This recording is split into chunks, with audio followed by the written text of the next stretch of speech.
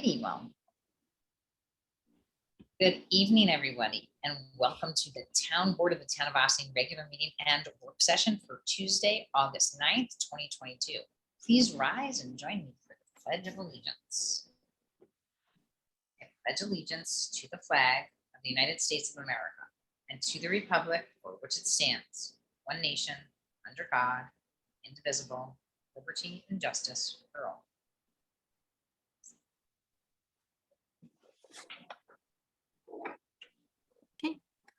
Councilmember Feldman, Present. Councilmember Meyer, Present. Councilmember Manicchio, Here. and Supervisor Levenberg. I'm here. We have our public hearing today on the local law regulating bicycles, bicycles with electric assist, and electric scooters in the town of Austin. Thank you. So thank you to our Deputy Clerk Wisaka. Tonight we are reopening the public hearing on a local law to regulate the use of e-bikes and e-scooters in the town of Austin. We are still waiting for some feedback from the Village of Austin consultants who were involved in drafting the village's local law, which served as the basis for the town's draft law. So as such, following any comments that we should hear tonight, I'd like to ask for a motion to adjourn the public hearing to our September 13th legislative session. With that, I will ask if there's anybody here from the public who would like to address the board on the e-bike draft local law. If you just raise your virtual hand and recognize, we will unmute you if you would like to be heard on the at the public hearing.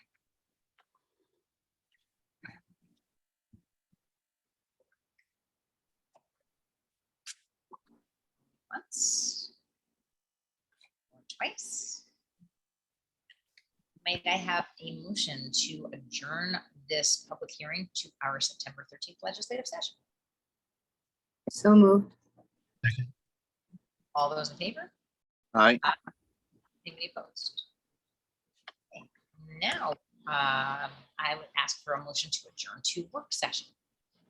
So moved. Somebody second? I can't hear. Councilman Meyer. Second. Yep. Second. All in favor? Aye. Anybody opposed? Thank you. So we have a little bit of a late addition to our work session agenda to discuss the proposed paving of Ridgeview Drive, utilizing some of the funds that were allocated towards the Morningside Drive paving project, but ultimately were not spent. And we have a special guest with us this evening, our town village engineer, Paul Frioli, to share more information with the board on this proposed project. Thank you, Paul, for joining us. I would like to turn it over to you. Unfortunately, our highway superintendent wasn't able to join us this evening. I do think I had a couple of notes from him, but I'll let Paul take it away. Go ahead, Paul. Thank you, Supervisor. Good evening, Town Council. As an introduction to this, hello. As an introduction to this request and the pending resolution that's going to be on the that we're proposing be put on the meeting on the 23rd of August, I want to do a quick recap on Morningside Drive. Morningside Drive was done really in two phases, as you remember. The Briarcliff to Ryder Avenue corridor, and then from the Ryder Avenue to the Newcastle limits. We did that in two separate phases. When we were scoping that project with the annual bidder, and with bidder is plural because we also use the annual bidder for some curbing work, we had a estimated purchase order based on a more scope than just paving. We walked through the highway superintendent and I and talked about additional drainage, where we wanted to do some regrading, where we wanted to add curbs, and where we wanted to rehabilitate curbs.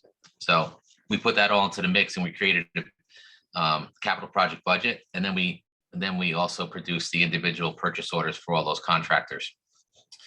The paving contractor at the time gave an estimate in excess of $600,000. I think it was closer to $700,000. It's a tough estimate because it's a lot of tonnage. And can you still see me? Something popped up on my screen. Am I still here? Okay, so we created a purchase order, and that's what we've been drawing down on for the 2 phases of the contract. It turned out that because of where the grading and the milling ended up being done in advance of the paving, that we didn't use the tonnage that we originally anticipated, but it was pretty close. And the overall capital project and the purchase order for the paving contractor both had excess money in them when we were done with Morningside. So at that point, the superintendent and I So discussed. just to be clear, the project came in under budget. Correct. So the superintendent and I presented to the supervisor just the other day the potential to use the unexpended money on Ridgeview Drive, which is one of the roads that's tributary to Morningside. And superintendent's request was really based on a lot of the roads in that corridor being done. So he really wanted to complete the picture, if you will, which I think were his words. We did Morningside Court, which is a cul-de-sac off of Morningside on the Newcastle end. Which way was done not that long ago when they did that development down there. So that was in pretty good shape. And Ryder Avenue was done, something that I actually worked on with the town about 4 or 5 years ago. So the only was just remaining redone. road on that corridor. I'm sorry? And it was just redone because of the, Yes, we had to do it. We had to redo a large section of that after the water main break. Yes, we did. And it looks great. So this is really the last piece of that corridor's puzzle. I think it's a good recommendation. So when we did the scoping, we found that we really wanted to redo the asphalt curbs there in that area as well. And then there was 3 catch basins that need to be rebuilt. And we put that all into the mix, and we just exceeded a little bit the money that was left over in the purchase order for the annual bidder. So the treasurer, town comptroller rather, for you guys, and the supervisor and the superintendent and I, along with input from Christy, decided that the best thing to consider, and I'm really just going to read this to you because I want you to hear her words directly. This is how Dale's suggest addressing the funding of the project that we anticipate being approximately $160,000. Hi all, we will be sending the town board a capital budget adjustment to move the $187,458 from the Morningside Drive to a new capital project, 2022 street paving Ridgeview Drive for the 8/23 meeting, if it's verbally accepted tonight. At the end of the Ridgeway Drive project, any balance left over from the 187,000 will be transferred back to the highway fund operating budget to partially cover the Ryder Road repair of the 55,000, which was the aforementioned water main break. And the rest would go into the highway unassigned balance, which as of January 1st of 2022 was 1.4 million. So that fund's in good shape. And if we do it this way, that will prevent any having to have to come back to you again if the tonnage is for some reason in excess of where we anticipated to be on Ridgeview Drive. It's not a long stretch. It's not a complex scope. And there's not a lot of unforeseens there. So we don't anticipate exceeding the ask of 158, I think was the exact purchase order request. There is 187 in the budget, so there is a little wiggle room if we need it. And then once we're done, we're going to do everything else in that memo I just read to Dale, if you guys support paving that road. I will tell you that the unassigned fund balance of 1.4, I've met with the superintendent a couple of times. We're already discussing how to put together projects for next year to start drawing from that. And we have some good ones on the plate, specifically to pick up on what we started with McCarthy, which was some really significant stormwater improvements that are areas that are compromised during storms. So I think he and I are going to be back in front of you in the next month or so with some ideas there when we start talking about capital budget for next year. Thank you. Do any of the town council members have any questions for Mr. Fraioli? Did we ever finish the curbs on the other side of Morningside Drive? On the second phase? We were never planning to do concrete curbs. on Right, that. no, not concrete, just Right. the asphalt ones. The last Um, time I spoke to Pete, go ahead, Paul. Yeah, I think they had determined where they were gonna go around the catch basins. I believe they went back there and they did some of that curb work near the catch basins. I'm not certain. That is a good question, and if Dana, you talk to them after that, you might be able to answer better than I. I asked him, I think a week ago, and they hadn't done them yet. So it is on their punch list of what they have to do. But we have, the town bought a machine with which to do that. So we're going to be doing that in-house. Okay, so that doesn't have to be a part of this project. Correct. Okay, I don't see a problem with this project if this is the road that needs it the most. Or you're just trying to finish So, up this area. Yeah, so right, so I asked Pete if he could just explain his thinking, and just so you know, he basically said that the road is beginning to crack and better that we get it done now. The other roads that he had in mind would cost more than this. And obviously, we're trying to stay within the surplus for Morningside, and the fact that it's contiguous with the project that we just completed seems to make the most sense. So I think it does too. Does anybody else have any questions?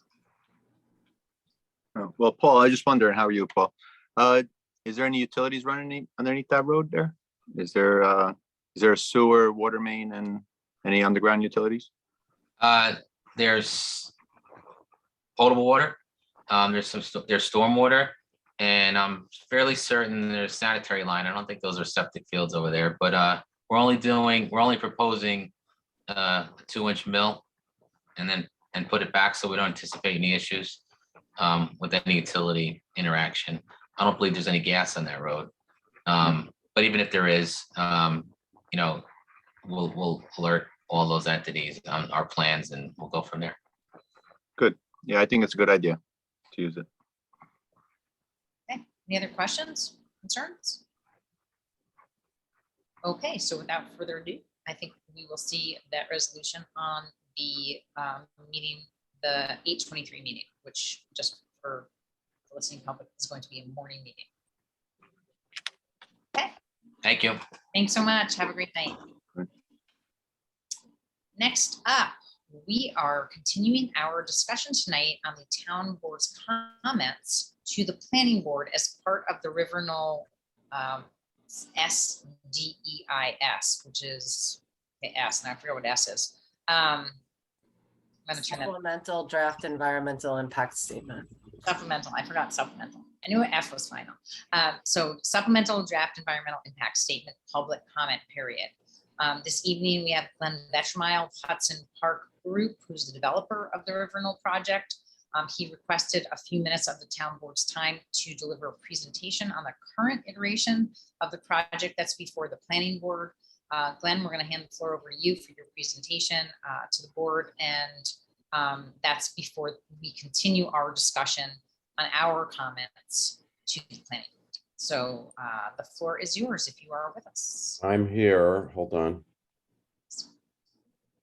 So I am going to start the video. There we go. Hi, everybody. I'm going to pull up a PowerPoint, and then I'm going to request screen share. Is that what I do? Okay, so let me pull up the PowerPoint. And this is a PowerPoint that we gave to the planning board last month. And here we go.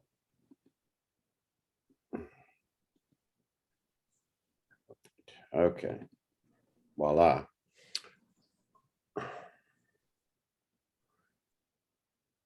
Zoom.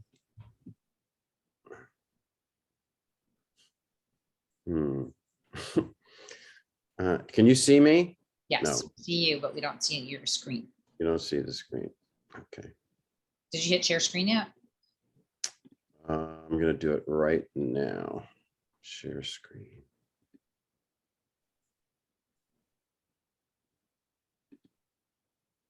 Can you see that No. now?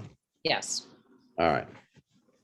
So Let me back up. So as I said, we gave this to the planning board.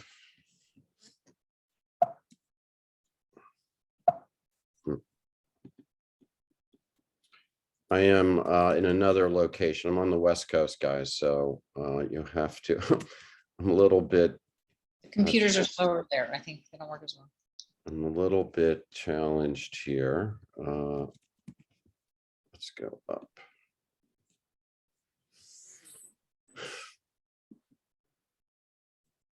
All right. So here we go. Hello. So I think you all know we've reduced the project. We've changed it considerably. About half the size, actually, yeah, about half the size of the prior plan, which was this. So we had proposed 188 unit multifamily rental project on the top of the site. Be 3 levels with underground parking, and it would have been a range of 1 and 2 bedroom and some 2 bedrooms with den project. Again, fully rental, and many of the advantages were that it created a big green donut, but there were people who didn't want, there was a perception of rentals bringing in transient residents that weren't as entrenched in the town. The school didn't want more school-age children at that time. There was increasing enrollment. I'm not sure what the status is now. You wanted to minimize traffic, particularly up at 9A and Croton Dam Road. You did want new tax revenues. That was going to throw off somewhere around $900 to $1 million, although there would be offsets for the educating of those kids. And we were encouraged to look into a seniors-oriented community. So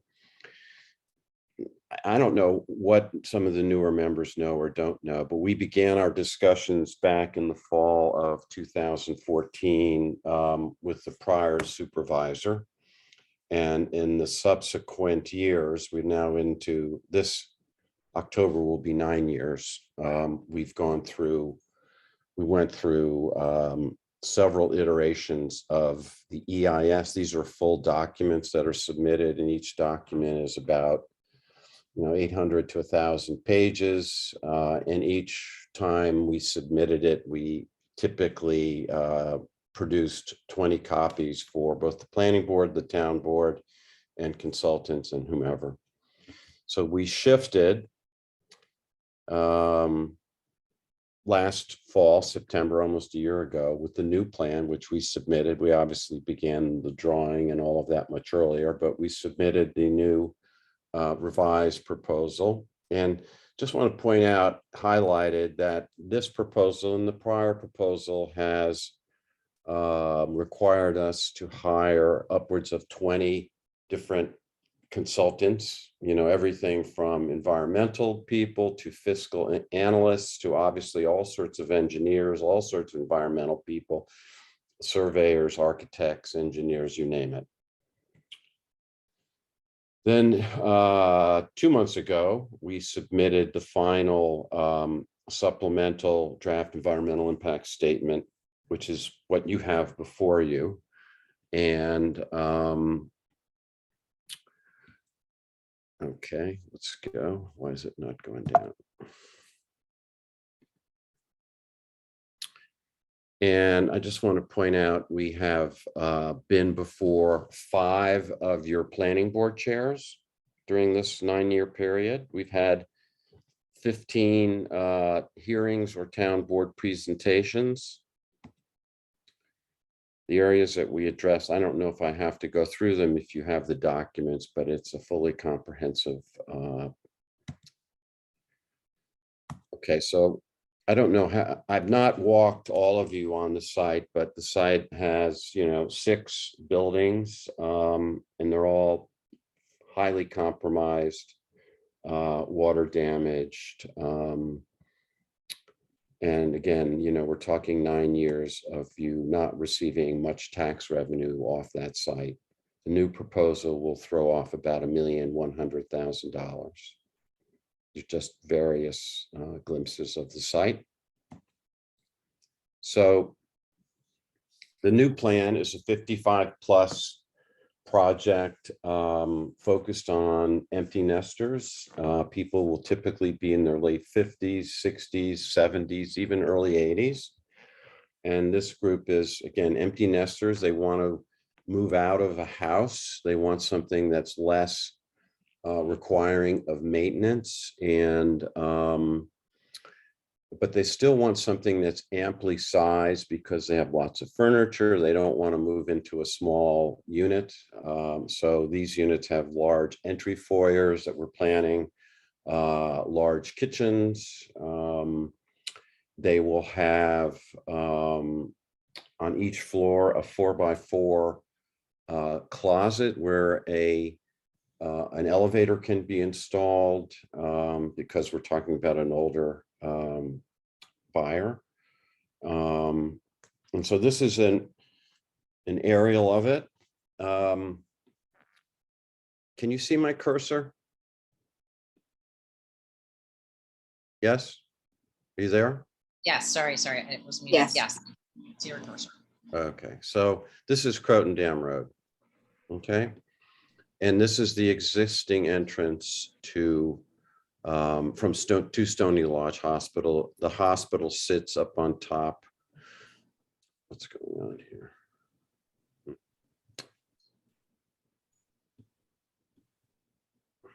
I don't know why this is doing that. Okay. So we were asked by the planning board. So Narragansett is up here where this red arrow is. And this is Pershing. The street here is Pershing. And then this street here is Grandview. Okay. And then the park is over here. I want to say Memorial Park. Veterans. Yeah. And so we were asked to provide 4 vantage points, views of this. Technologically challenged. Here we go.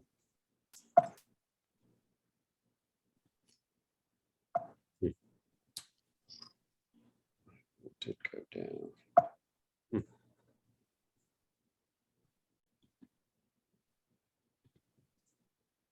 All right. So this is the entrance. So this is looking eastward on Croton Dam Road. Croton Dam climbs here. And the frontage of Croton Dam Road is actually about 1/4 mile in length.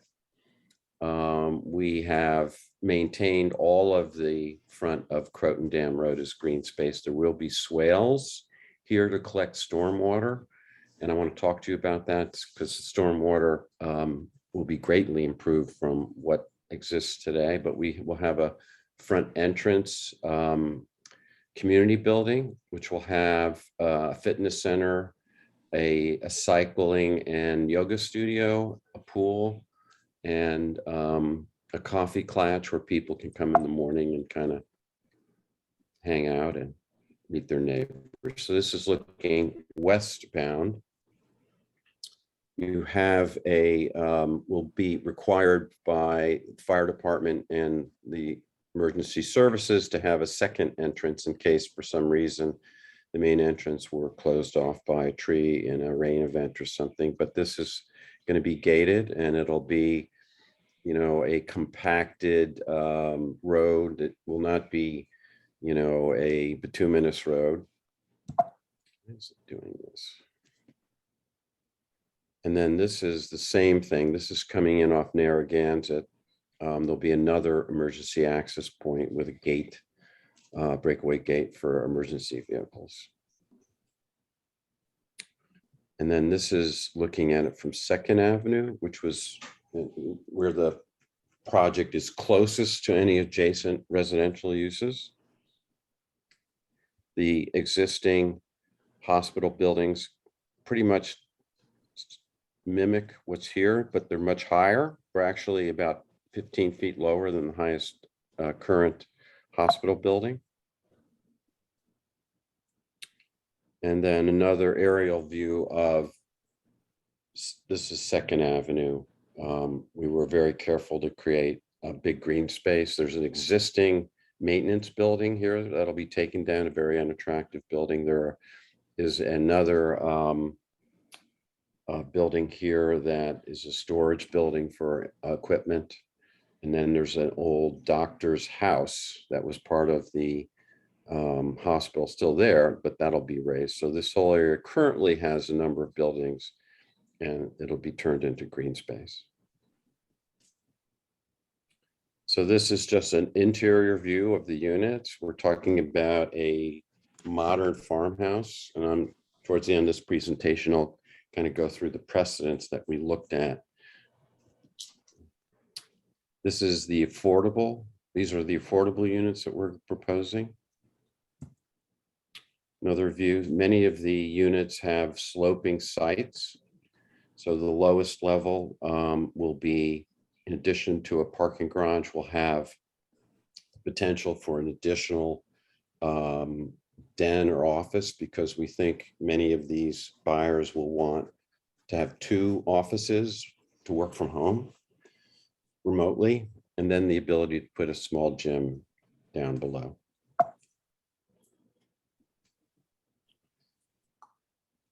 Same view of those affordable units, just looking the other direction. And then this is an aerial view of the plan, once again, showing where this is Second Avenue here, showing where those existing buildings are. There's also a building over here that sits right on the boundary. This is Grandview. That's coming down, being raised, and additional green space will be put in there. That's a unit that was used for a building that was used for recreation by the hospital. But we've been very careful kind of looking around the edges of the project. Certainly lots of green space in the front, lots of green space in all of the areas backing up to Grandview, lots of green space going all the way down to Narragansett. Great significant distances between the existing houses on Grandview and similar. The tightest areas are down here, First Avenue and Second Avenue. But again, no closer than the existing buildings there, and certainly a lot more attractive. Green space down here. There's actually paved areas down here. Those will be turned into green spaces. And then similarly up here along the corner, south west corner of the site. And this, once again, is Pershing. These are some of the sections. So here's Pershing. This is the closest home to the back of our units. Those homes will be looking into really into Hillside.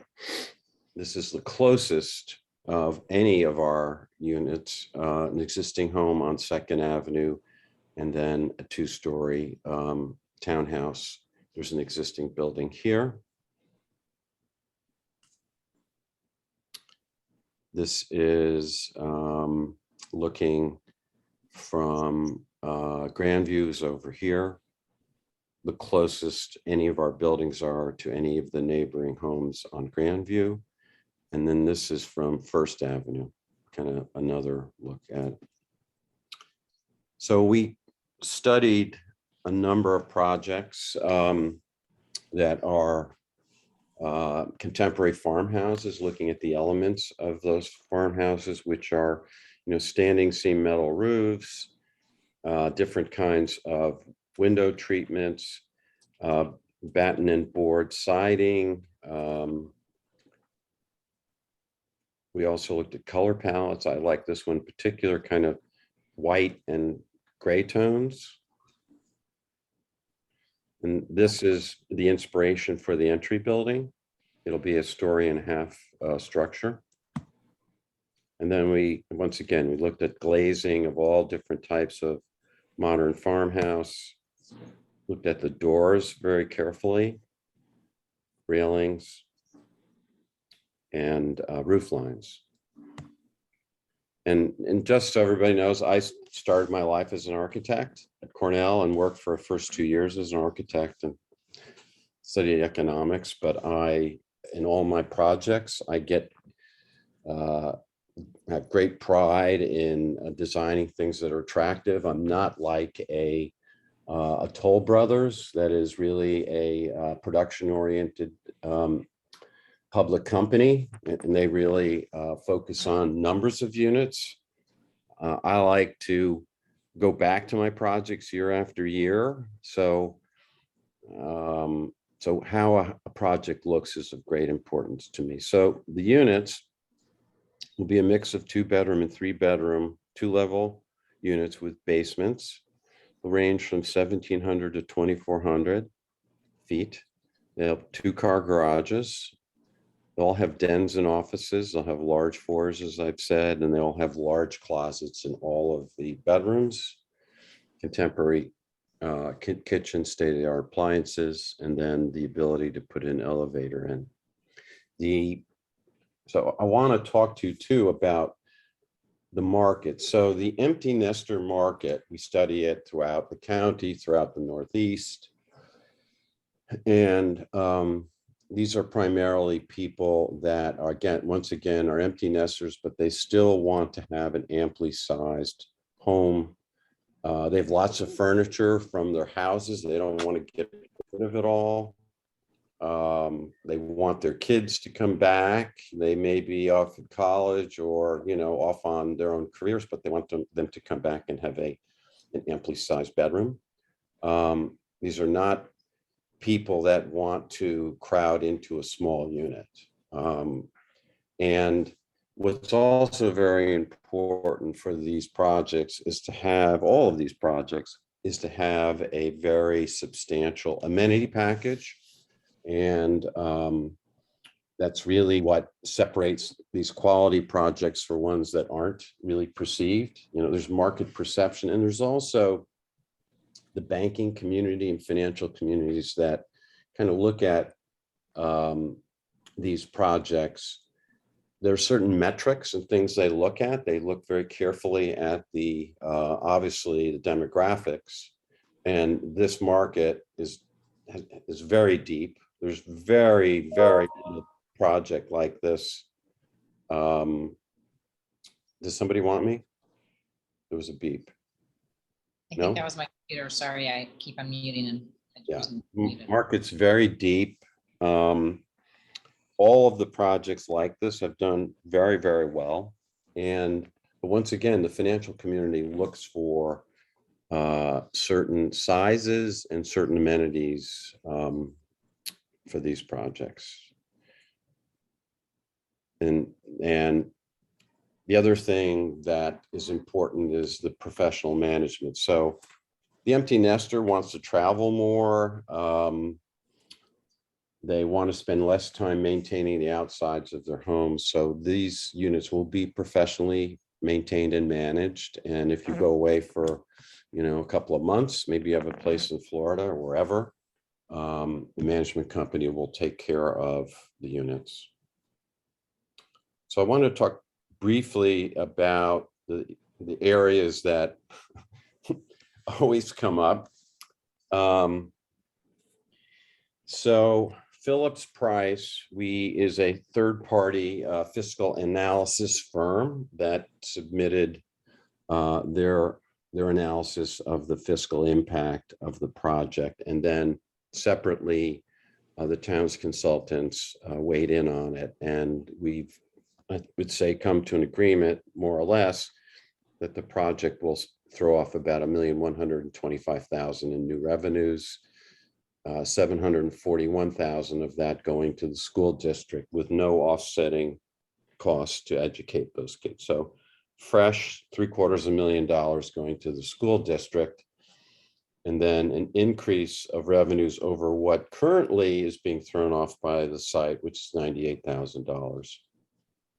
And then netting out town services, the project will throw off $800,000. So then traffic. So the traffic of Stony Lodge Hospital threw off 51 cars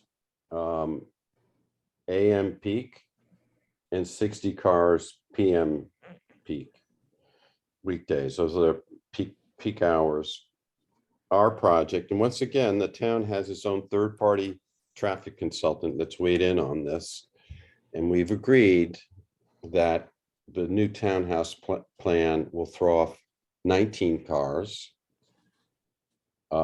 Morning and night, 25 cars, or about 5 to 6 cars per hour. Morning, 6 to 7 cars per hour at night. So 5 to 6 per hour, that's equivalent to one every 12 minutes, 10 to 12 minutes. And a significant reduction in trips over the prior use. Okay, so our view is it's not, we have no impact on the interchange at 9A, none, imperceptible impact. And we looked at the traffic 5 times, I believe. We had our traffic engineers out there doing traffic counts at all these intersections, all the way up and down Crittenden Road. And the last issue is, you know, people started getting into community character. Well, the surrounding sites, units on Pershing, Grandview, et cetera, and Narragansett are all 5,000 square foot lot zoned parcels. And the density of those areas is actually quite larger than the density that we're proposing on our site for the number of units per acre, less.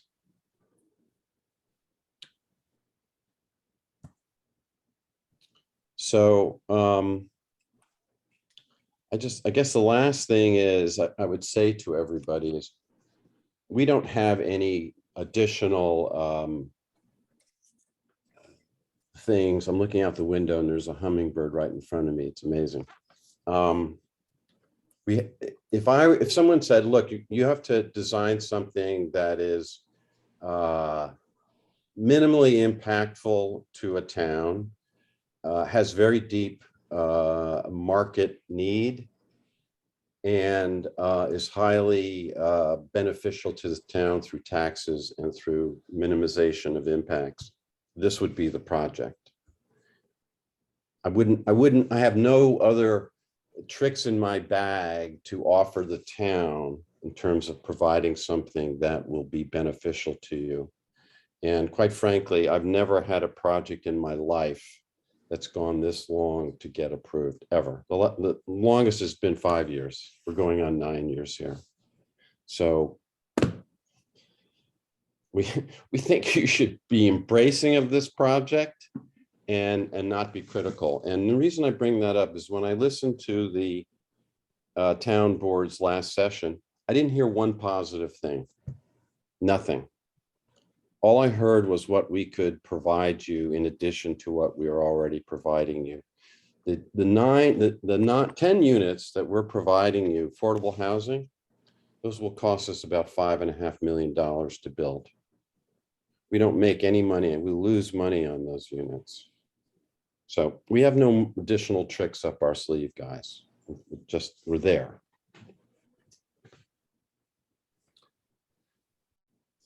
I'm done. Okay, thank you very much. You're welcome.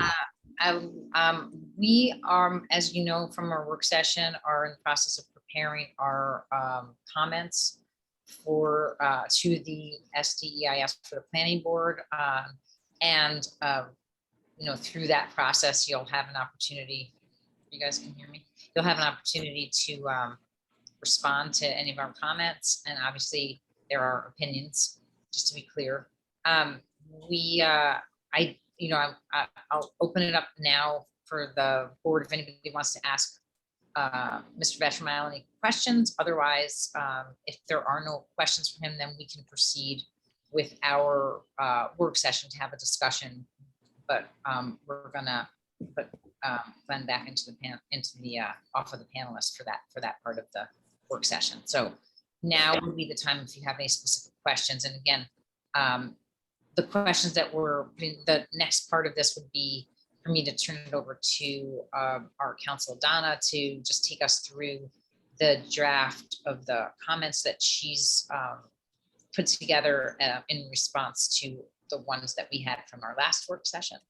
And so, again, many of your questions would theoretically be answered, but if you have anything that you'd like to ask now specifically, I don't know, maybe I'll turn over to Council Donna to give us guidance at this moment.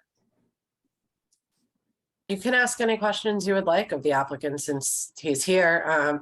Like I said, like we discussed previously, the function of providing these comments is to, excuse me, have them addressed in the final supplemental final environmental impact statement.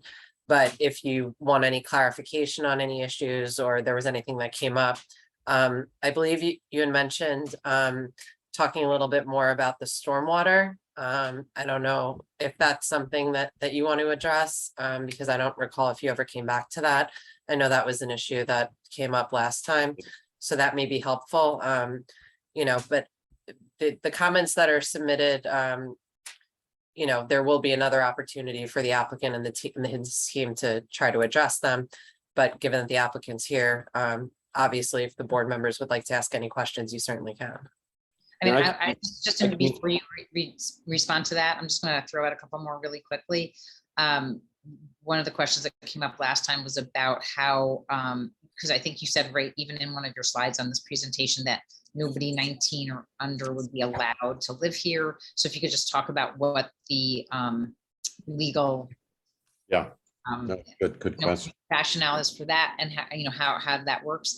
And then also, if you could just talk a little bit about retaining walls, because you talked about how close some of the other stuff is, but I think that the retaining walls, we've had some issues in the village with Right. retaining walls that weren't successful on very steep sloped properties. And I think that's kind of what you're looking to do. So I know that those are some of the bigger concerns, not the only ones, but some of the ones that maybe you could just address right Sure. off the bat tonight. So hold on, Glenn, building on the retaining wall that Dana's talking about, specifically the 30 yards of fill, the 30 feet of fill behind Second Avenue is the one that's concerning me, both for its, like she said, the structural soundness, and also for the view shed for the homeowner in front of it. So. Okay, there's three questions. So the stormwater is the easiest one. So the stormwater, we have a very detailed stormwater protection plan. We call it SWIP in the EIS, and it goes through how all of the water is captured. And then two things happen. Those swales that I had mentioned to you alongside Croton Dam Road capture the water. So if we're talking about a 50-year event or some serious rain event, the domestic storm system that runs down both Narragansett and Croton Dam Road can only handle so much water. So the additional water is captured in those swales. It does a combination of it seeps into the ground, but also it slowly is poured into, I'm trying to think of the right word, into the domestic system that runs down Croton Dam Road, so that system is not overrun. Okay, so today the southeast corner, we're near Second Avenue, and also the southwest corner near where Pershing comes in. Those homes do experience a lot of stormwater runoff. That situation will be completely improved, taken care of by the stormwater system. And Dan Ciarci, and he's a pretty sharp guy, he's reviewed all of that. So I think, and he's talked to JMC, our civil engineers, and these guys are very competent. So, the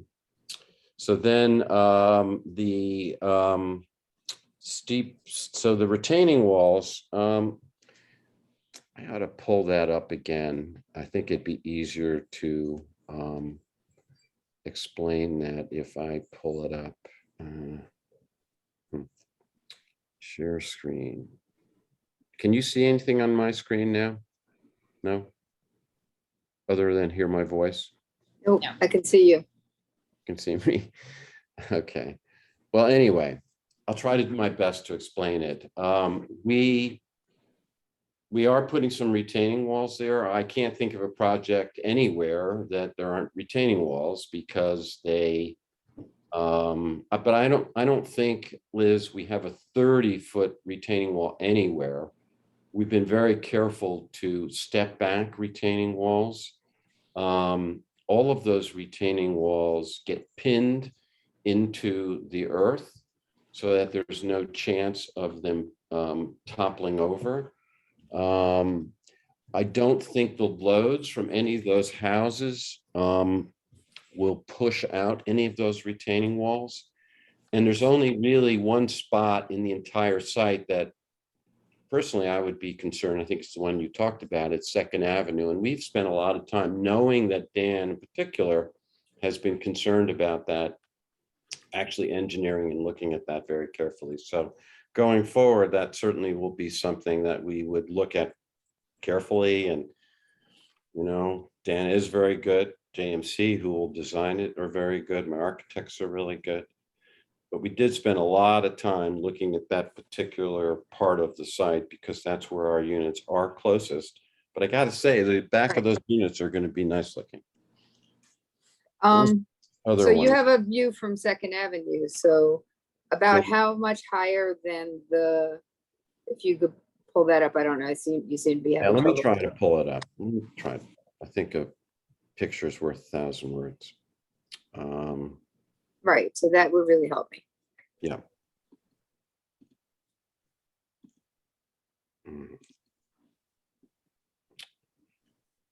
Mm. If you just go back and just like scroll through. Yeah, no, I'm trying to do it. While you're looking, do you want to talk about the age? Yeah. Oh, here it is. I've got it here. All right.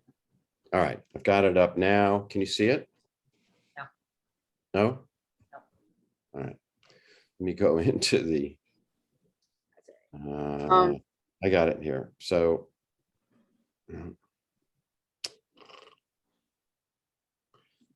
what was the question again, Dana? It's about the age restriction. Yeah. So HUD regulates, has regulations for HAPA communities. And there are all of these 55 plus communities. And we file with the state AG, and you can't have kids under 19 years old. You could have a child, let's say a kid comes home from college, they can be there up to, I believe it's 90 days. So that they can over the summer stay there. But these are highly regulated and we have to submit documents every year to the AG's office. So, you know, Okay. These things are, it's not like we're inventing this. They're all over the country, these things. And one of the other comments that have come up was just the price point of the market rate. Because, you know, if you're looking for potential for aging in place from people who live in Austining, it seems like you're pricing Austining homeowners out of the market to a certain extent with the Well, and just not sure that it makes sense. And, you know, that level of price in Austining. Talk about that. you know, pricing, look, we've studied all of the towns, you know, we do this constantly. We know all the people who are building on a first name basis that are building these things.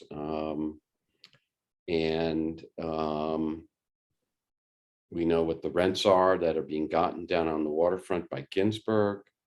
So you kind of look at what people can pay per month, and we're not out of the market. I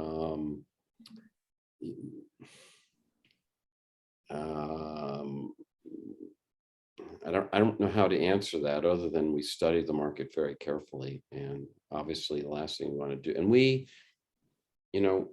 our financial people, my partners, our banks we talk to, we talk to them all regularly. We submit all this stuff to them regularly. We have constant conversations with them, and they get it. I mean, some of these projects there's one in Rybrook.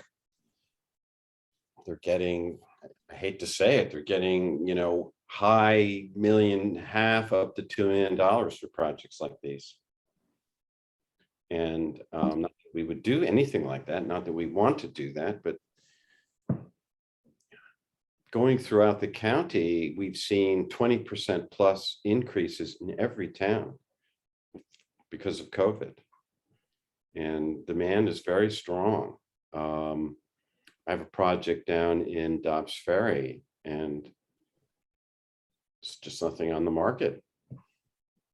There's been a huge influx of Brooklynites who like the river towns for their schools and their kind of artsy orientation. And we've seen prices in the past 24 months or so go up 20% or more. And we don't see that declining. We think the demand out of the city will stay strong. I'm hearing the people in Chappaqua and Bedford and Armonk looking to sell their homes at the top of the market and stay in the area are looking for exactly this kind of home, this size project. I think the concern, and they're looking at Ossining, but I think the concern is we want to make sure that there's room for I think Dana's concern is we want to make sure that our local Ossining residents also can find a place that they can age in place. But I do agree that there's a big want for this, and I think that look, it's a great town. It's got a lot going for it. It's got the waterfront. I don't have to tell you, you guys know better than me. And I think Ossining's a very appealing place. I don't think these numbers relative to some of the towns you just pointed out, Liz, I think what we're talking about is probably below what a similar unit would go for in those towns. they don't have them. I mean, for me, that I've always been a little concerned. I do like the number better, but if you could get back to me with the height of the units above the Second Avenue area, that or just get back to me with your response into the DEI, Sure. to the DEIS. That That's could fine. be part of the You don't question. have to do anything specific. That's exactly the function of these discussions. Right. So that Yeah, for so those that's types of why I'm asking a questions, they question can and be you'll answer it, submitted. right. Yeah. Absolutely. We'll do that. Can easily do that. We're happy to do that. So do any of the other town board members have any questions for Mr. Betschman?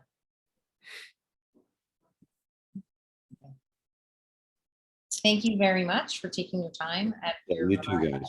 California schedule. We appreciate it, and we know that you put many years of work into this project, and we hope to continue to move Put more in a years of work into it. positive direction. Good. All right. Thank you very much. Thank you. All right. Bye now. Good night. Bye-bye. So I'm going to turn it over to Christy. Do you want to walk us through the draft, or do you want to just open it up for town board if they had any questions or comments on? Is that what we're up to at this point? Christy? So yeah, after the board's last discussion, I did prepare a draft kind of trying to organize the concepts that appeared to be most prevalent to the comments of the board. if the board has any new comments or if you want to have any discussion right now. Otherwise, I can just kind of run through generally. If the board members, first of all, have any specific comments about anything, we can start there, but otherwise I can just run generally through the concepts that are in the draft currently and see if you think those are still applicable or if they should be modified based upon the discussion this evening. Okay, sure, that sounds good. Unless anybody has anything to say beforehand. Does anyone No, have I any- thought her draft was pretty comprehensive, so, you know, after she reads through it after our little presentation. Then maybe I'll have a commenter, but not, maybe not. So the first topic dealt with the comprehensive plan and zoning. There were discussions by the board about the fact that while there was reference to the new comprehensive plan in the SDEIS, a lot of the focus was on the prior comp plan and suggesting that the applicant focus on the new comp plan a little bit more in the supplemental final environmental impact statement and trying to address those issues as well. The second comment was regarding the need for variances and whether that is actually necessary. It wasn't really clear from the SDEIS because if that would be an additional step besides the zoning that this board would be asked to put in place. Addressing the comments from the Westchester County Planning Board that were submitted, I believe shortly before the board's work session a couple of weeks ago.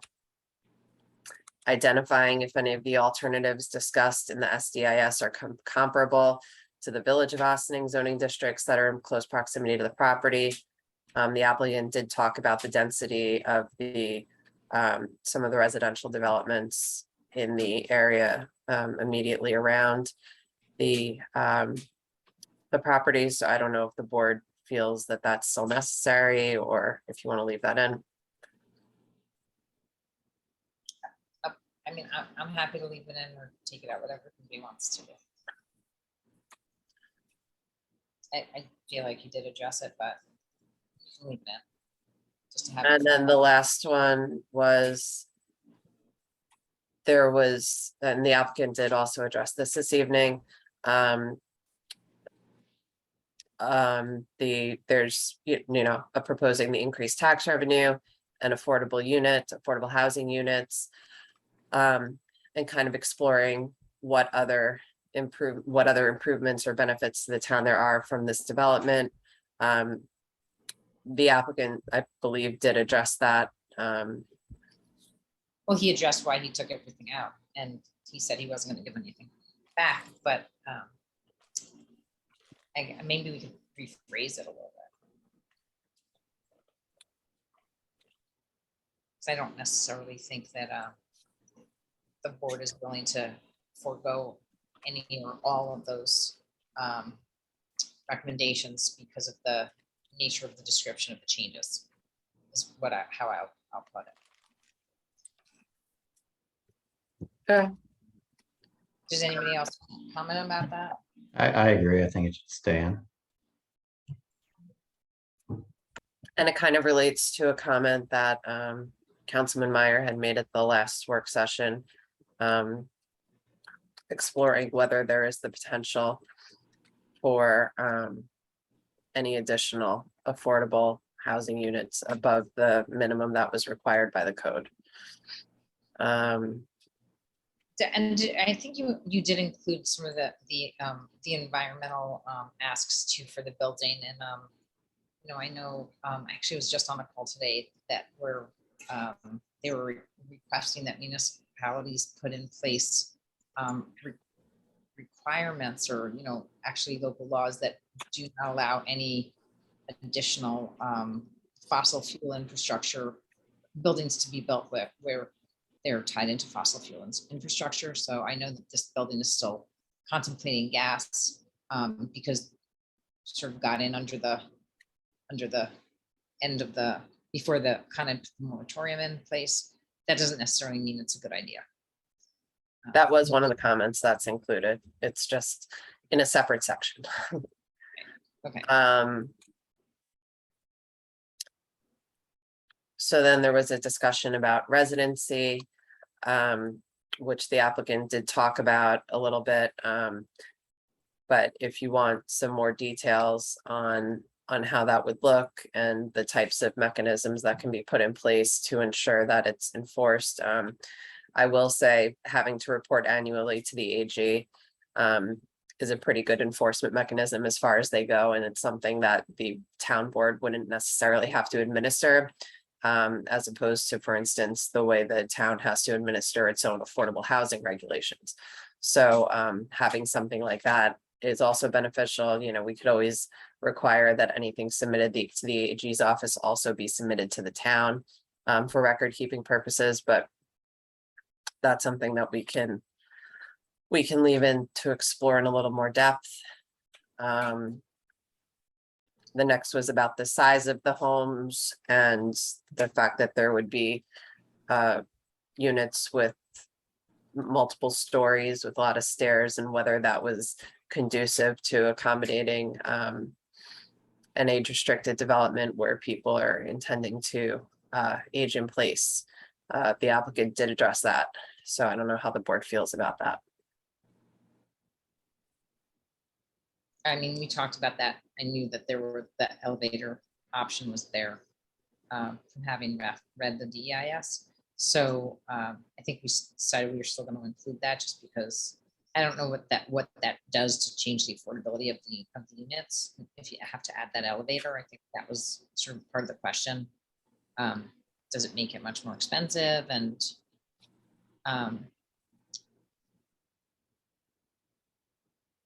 Okay. We talked about the price of the townhomes. still looking for more of an explanation about that. I mean, I heard what the explanation was, but it doesn't completely get at the question of pricing out Austining seniors. I mean, I think everything nowadays prices have Austining seniors, Austining kids, Austining. The prices are crazy. But you know, reality is he's just gonna go for market prices, and if that's a market price, I don't know if there's anything we can do to change that, but if he can address it. Okay.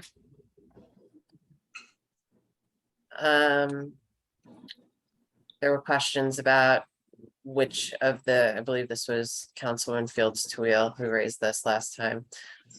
Which of the units will be designated as affordable in the presentation today. Mr. Vetrimile indicated that it seemed that all of the units that will be affordable are going to be in a specific location. So if the board wants to ask for more specifics about what those units are going to look like, where they're going to be located. The other thing to remember is that the affordable housing regulations and the code have certain requirements for the affordable housing units. So they can't be too different, too much smaller, of different materials than the market rate units. And that's something that the applicant will have to comply with. But it's something that the applicant should certainly be taking into account when they're planning and where those units are going to be. And I would just ask why you want to have them all separate like that, instead of having like maybe one per unit. You might spot. It looks like they're all on top of that wall. So.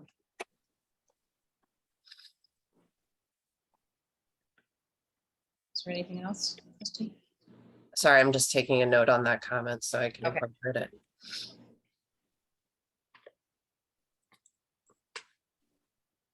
The next part was about traffic. We certainly heard about that from the applicant. I think what's important on this point is going to be seeing what the town's traffic engineer has to say about that. And I think that was mentioned at the last work session that they were going to be reviewing and would be providing their own comments on the SDIS as it relates to traffic. So I think that would be helpful to the board in having a better sense. But one of the issues that was discussed obviously is whether there is still the need for the improvements to 9A as part of a residential project on this property.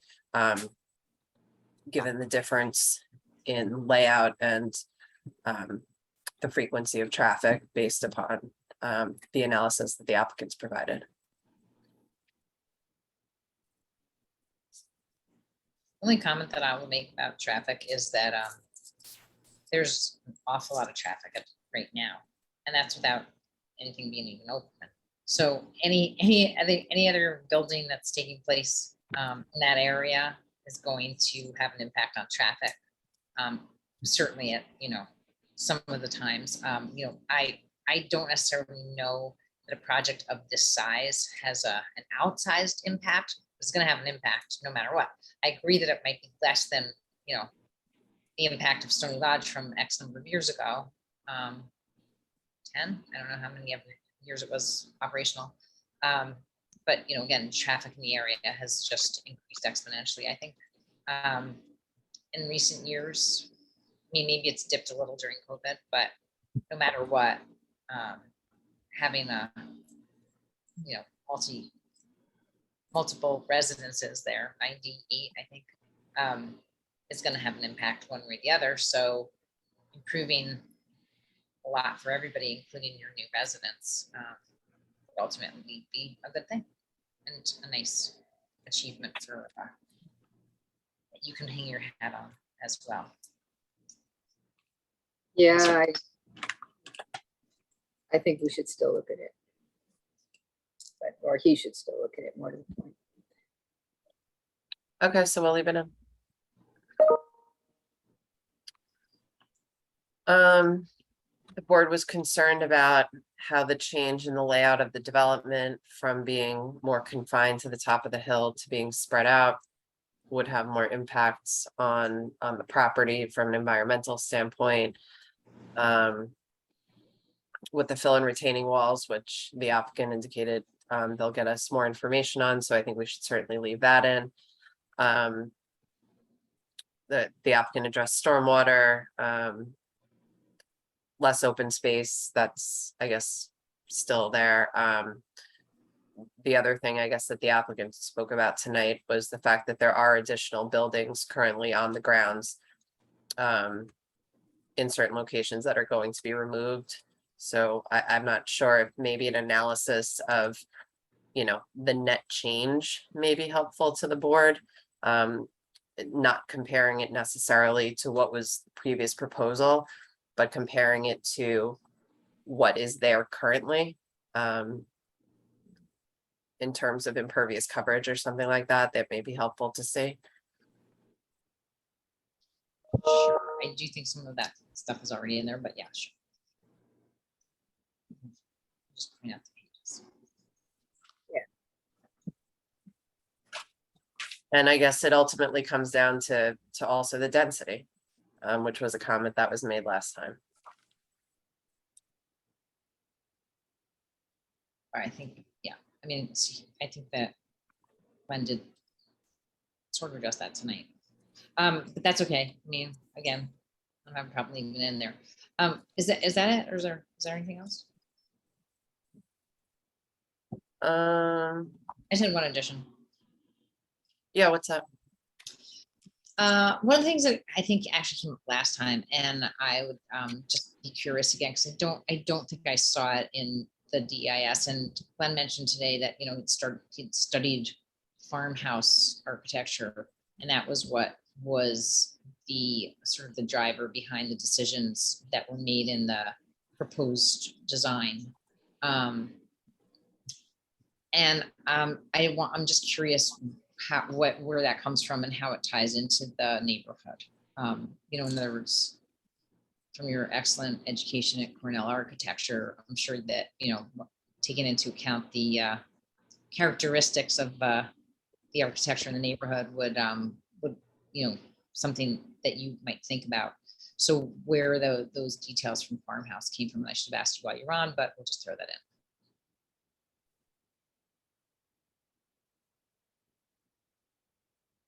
in. Okay, we talked about Phil and it was in there more generically, but the townhomes don't appear to be consistent in character design with other townhomes in the area, so. And then the last section was on construction environmental considerations, which is, I think, the section that the supervisor mentioned earlier. Making the applicant aware of the fact that the board has adopted New York Stretch Energy Code, which is more stringent than the state energy code, and therefore any new development in the town will have to comply with that. The issue with Con Edison, and trying to have developments be more environmentally sustainable.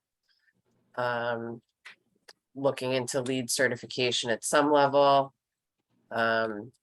While they're doing the construction implementation, should it get to that point, looking at electric or green infrastructure such as electric vehicle charging stations so that they can accommodate you know, the changing times over the long term, because it'll be more difficult to install that at a later date, especially if the locations aren't accounted for. Contemplating other mobility options, electric bikes, electric scooters. The concept, the process for blasting, I believe that was Councilwoman Feldman, making sure that there's a survey of the neighboring properties done in advance to make sure that if there's any damage that can be accounted for. I think that is standard practice, but we can certainly ask to have that addressed. And then I think Councilman Minichio had been asking about the construction process and if there was any more detail about the phasing of how that would look. And I think this also may tie into the issue that was talked about earlier with the affordable housing units and where that construction will fit in with the construction of the market rate units. I have an additional question. Okay. It's the elevator, it said compact elevator. So would that be wheelchair accessible?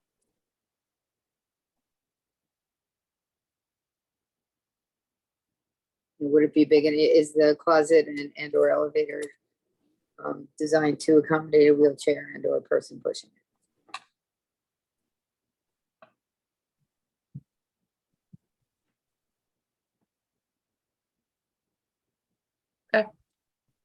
Anyone else? No.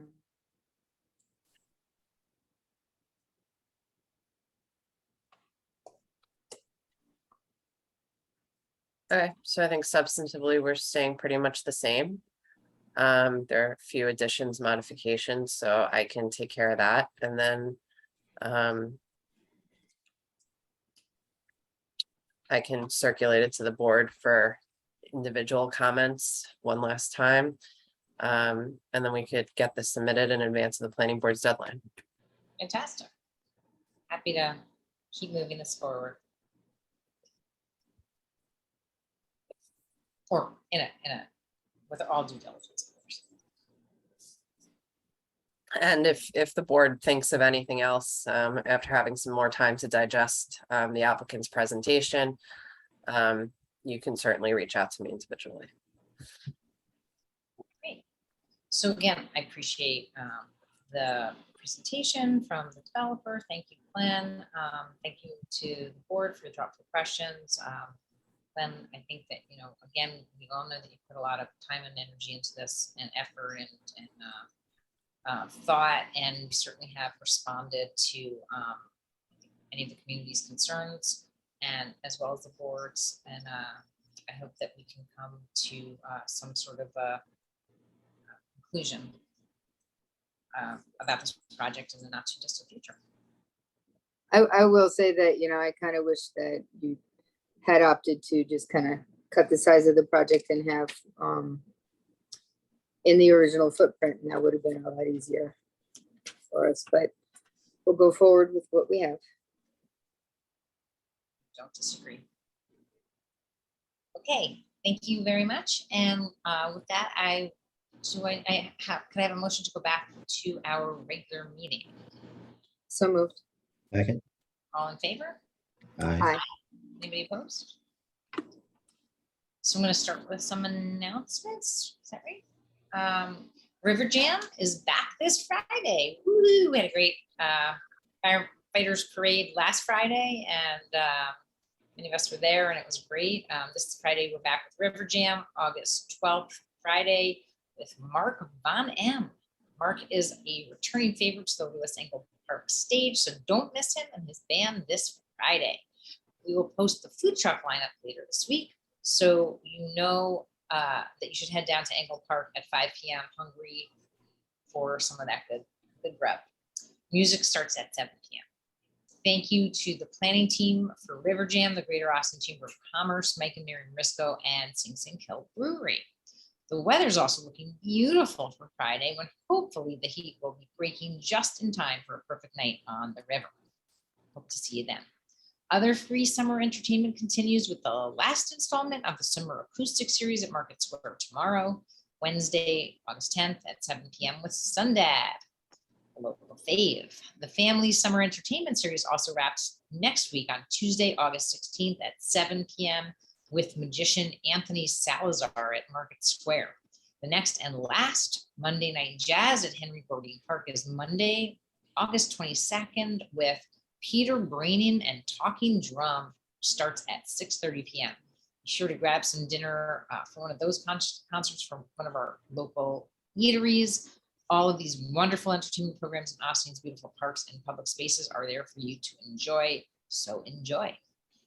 The Austin schools are continuing to collect school supplies through August 23rd. You can donate new school supplies like crayons, markers, number 2 pencils, Post-its, composition notebooks, and more to either the Mike Risco Music School, Austin Public Library, Austin School District Administrative Office at 400 Executive Boulevard, Value Drugs in Briarcliff, or Prescription Plus in Austin. In advance, I say thank you. The Austin Youth Bureau is offering summer workshops for young women ages 12 to 17 to start the school year off in a motivated and empowered mindset. Meet other Austin teens, explore who you are, be clear about your strengths, get your mind focused, and most importantly, harness your girl power. The program runs August 13th to the 27th from 11 a.m. to 2 p.m. and August 30th from 5:30 p.m. to 7 p.m. at the Austin Community Center. You can register at villageofaustin.org. Also, as we are starting to hear more about the spread of monkeypox, we're happy to report that Westchester County is now able to offer free vaccines for those at higher risk of contracting the disease. This includes those who traveled outside the U.S. to a country with confirmed cases of monkeypox, or where monkeypox activity has been ongoing, or those who have had contact with someone who had a rash that looks like monkeypox, or with someone who was diagnosed with confirmed or probable monkeypox. The Loft LGBTQ+ Community Center will host monkeypox vax clinics on Thursday, August 11th. That's this Thursday, as well as August 18th, next Thursday. Vaccines are free. You can sign up on the New York State Department of Health website. I know that they were all booked. Hopefully they'll open up new appointments soon. They're also available at Westchester Medical Center. Westchester residents can call 914-326-2060 to schedule an appointment from Monday to Friday, 9 a.m. to 5 p.m. Finally, Austin voters and anybody else watching this who lives in New York State, remember to cast your votes in the Democratic, Republican, and Conservative Party primaries for the 17th Congressional District this August, as well as for State Senate District, don't say 34. Primary day is August 23rd, and early voting starts this Saturday. And actually, any place in Westchester, you can vote for any of the for any of the congressional districts. You can vote at any early voting in Westchester County, including the Austin Community Center. Early voting starts August 13th. Early voting dates and times are as follows: Saturday, August 13th and 20th, and Sundays, August 14th and 21st from 10 a.m. to 6 p.m. Monday, August 15th, Wednesday, August 17th, and Friday, August 19th from 8 a.m. to 4 p.m. and Tuesday and Thursday, August 16th and 18th from 12 noon to 8 p.m. So as mentioned, the closest early voting location for Ossining Nights is the Joseph G. Caputo Community Center at 95 Broadway in Ossining, but there are locations throughout Westchester where you can also vote. They just print the ballot out for you. The deadline to mail in a request for an absentee ballot has already passed, but you can request an absentee ballot in person now through August 22nd. If you have any questions, please visit the Board of Elections website at citizenparticipation.westchestergov.com or call the Board of Elections at 914-995-5700. That is it for my announcements. Are there any other announcements from my town board colleagues? See none. I'm going to go into my administrative report. So as we work to reduce our carbon footprint, we also recognize the need to become more resilient in the face of climate change, which is already happening. To that end, we are continuing our public engagement. That's not that we're becoming more resilient, but we are trying our best, but we are, climate change is already happening. To that end, we are continuing our public engagement around the Shoreline Revitalization Project as part of the Climate Adaptive Design Studio Phase 2. We need your input as we design a climate adaptive shoreline. That's, yes, we'll take input from the entire town board as well as the public. Get the latest on this project and provide your input by visiting the Green Ossining website at www.greenossining.org. Thank you so much to Green Ossining for playing virtual host to the shared town and village effort. We recently learned of an exciting grant opportunity available through New York State called New York Forward. This program is very similar to the Downtown Revitalization Initiative, or DRI, which the Village of Ossining recently won in the last round. But New York Forward is scaled down to meet the needs of communities without large downtowns, like more suburban and rural communities. After discussing with our grant writer and town planner, we think it would be a good idea to present something that actually is beneficial to also to the DRI project, to the village, as well as to the town. And therefore, we think that something we could put in the ring for this project would be the Executive Boulevard Stormytown Road area of the town, due to the potential for public-private investment in the near and long term that could be capitalized by matching state funds. The turnaround for the letter of intent is quite tight. It's due tomorrow with the full application due in September. Fingers crossed we can make the case to the state to help us bring in a couple of $1 million to help improve this area of the town. Are there any questions from town board? Okay. Okay. We have liaison reports. Are there any liaison reports from my colleagues? The Ossining Boat and Canoe Club monthly meeting is tomorrow. So if you are interested in joining, go to obcc.org, click on membership, and come enjoy the river. It's affordable access for everybody. So always a possibility. Great. Oh, and there's a life jacket loaner program for anybody who's going out in a kayak or a boat or any type of watercraft. And they're bringing a child who they don't have a properly sized jacket for. You can borrow a jacket for free and just return it when you're done, and just approach any OBCC member. Great. Thank you. Any other information? Any other liaison reports?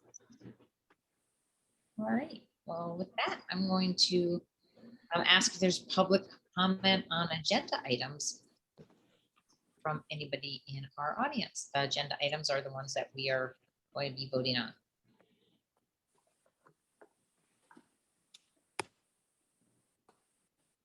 Seeing and hearing no cries from the public, which I guess it would be hard, or seeing any hands raised, we can go into our resolutions. And I'll turn it over to Deputy Clerk Martha Kudisaka. Thank you. So approval of minutes, regular meeting, July 12th, 2022. Resolved that the town board of the town of Austin hereby approves the July 12th, 2022 minutes of the regular meeting as amended. Do I have a motion? So moved. All those in favor? Aye. Anybody opposed? Okay. Approval of minutes, regular meeting, July 26th, 2022. Resolved that the town board of the town of Austin hereby approves the July 26th, 2022 minutes of the regular meeting as presented. Motion. So moved. Second. All in favor? Aye. Aye. Anybody opposed? Approval of voucher detail report. Resolved that the town board of the town of Austin hereby approves the voucher detail report dated August 9th, 2022 in the amount of $121,840.18. So moved. Second. Just a quick comment. I think we're going to be seeing a bigger one next time round. This did not include all of our intermunicipal bills. So next time we're going to see a makeup for this. All in favor? Aye. Aye. Aye. Anybody opposed? Authorizing execution of electric service agreement with Constellation New Energy Incorporated, whereas the town of Austin adopted a local law to participate in the Sustainable Westchester Community Choice Program to aggregate customers located with the unincorporated town and to negotiate competitive rates for the supplies of electricity for such customers. And whereas Sustainable Westchester Incorporated has been authorized by the town to act as a program manager for a community choice program pursuant to local law memorandum of understanding 2022 to 2026, I think it's supposed to say. 2022-06. No, it's Or- I think it's resolution, a memorandum of understanding 6. Oh, okay. Thank you. Sorry. 2022-06 to issue a request for proposals RFP to suppliers to provide energy to participating customers and to award supply contracts. And whereas Constellation New Energy Incorporated as an entity duly authorized to conduct business in the state of New York as an energy service company, ESCO, the competitive supplier, desires to provide full requirements power supply to customers located within the town pursuant to the terms and conditions of the Community Choice Program and Electric Service Agreement, ESA. And whereas the town has chosen the 100% renewable clean power product as a default product for the participating customers. And whereas the local governments that participate in the Sustainable Westchester Community Choice Program, including the town, intend that this agreement be uniform in form and substance in each instance throughout the program. And whereas modifications will be provided to all eligible customers in the town and those customers who will have the opportunity to opt out of this program. And now therefore be resolved, the town board hereby authorizes the supervisor to enter into an electric service agreement with Constellation New York Incorporated effective August 4th, 2022 to provide electricity at a rate not to exceed 51.128 cents per kilowatt for 100% renewable supply and a 13.364 cents kilowatt kWh for standard supply for the term of November 1st, 2022 to October 31st, 2024. I'm sorry, can you, what was the rate again that you just said? 15. It's Thank you. 15.128 cents per kilowatt hour for 100% renewable and 13.364 cents per kilowatt hour for standard supply. Right, okay, it just sounded a little different. Okay, thank you very much. So do you have a motion? So moved. Second. Do we know how So- that applies? I'm sorry, you're gonna talk. We know all of us are facing difficult times now and to come, particularly as we look at our utility bill. For those of you who have been following, we're happy to report that Westchester Power Sustainable Westchester was able to secure a new bid for green electricity that was pursuant to all of the participating municipalities agreements.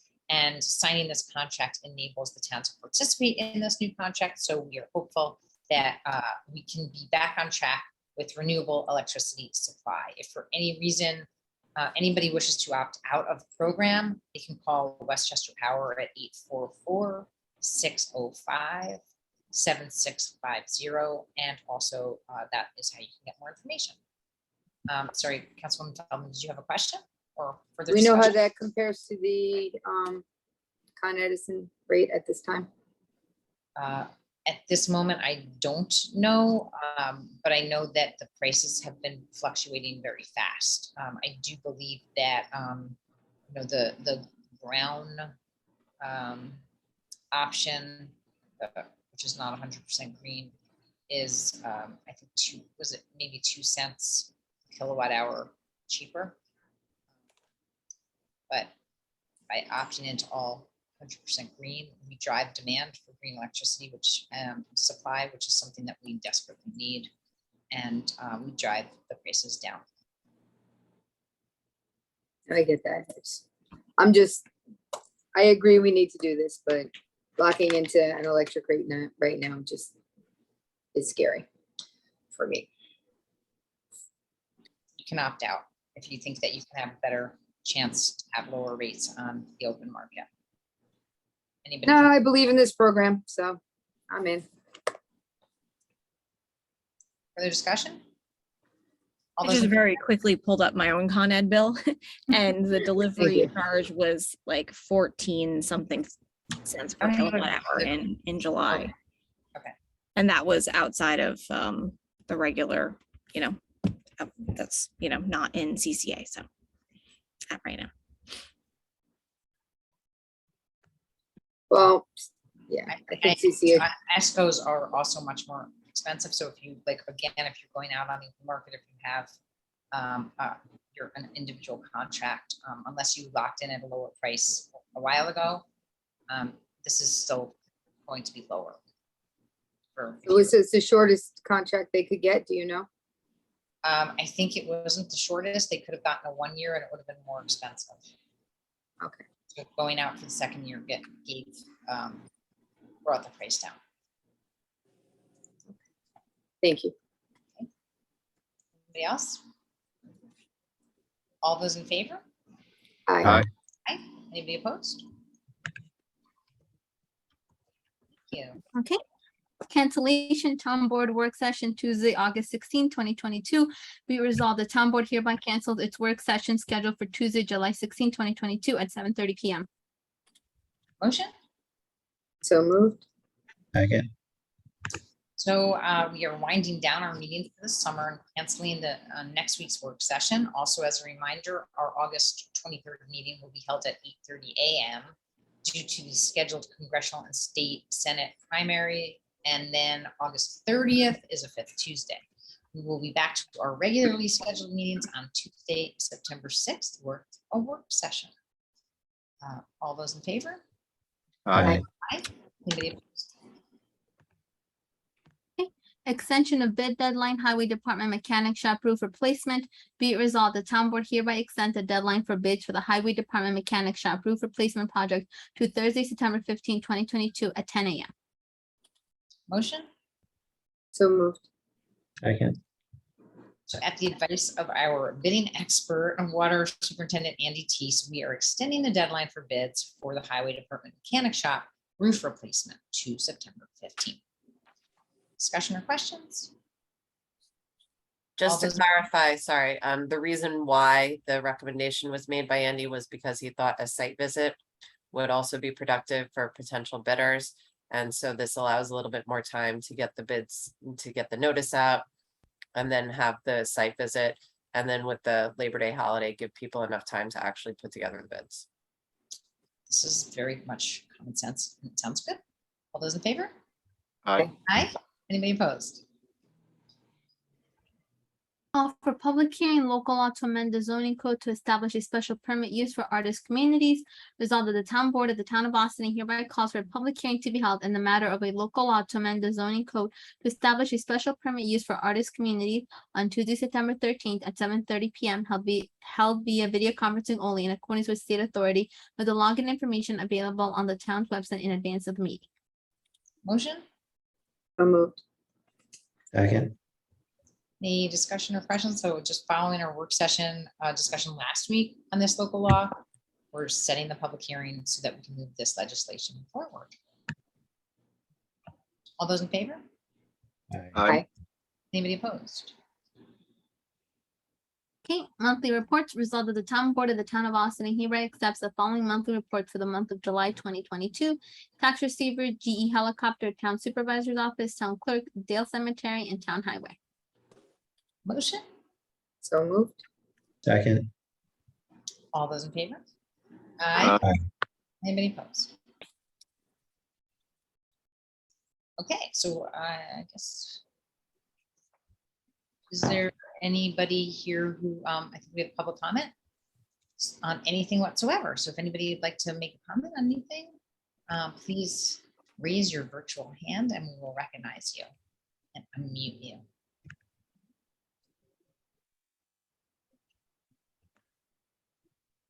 I thank our audience attendees for being here this evening. And with that, can I have a motion to adjourn to executive session for advice of counsel, personnel, and contracts, And collective bargaining as well. and collective bargaining as well? So moved.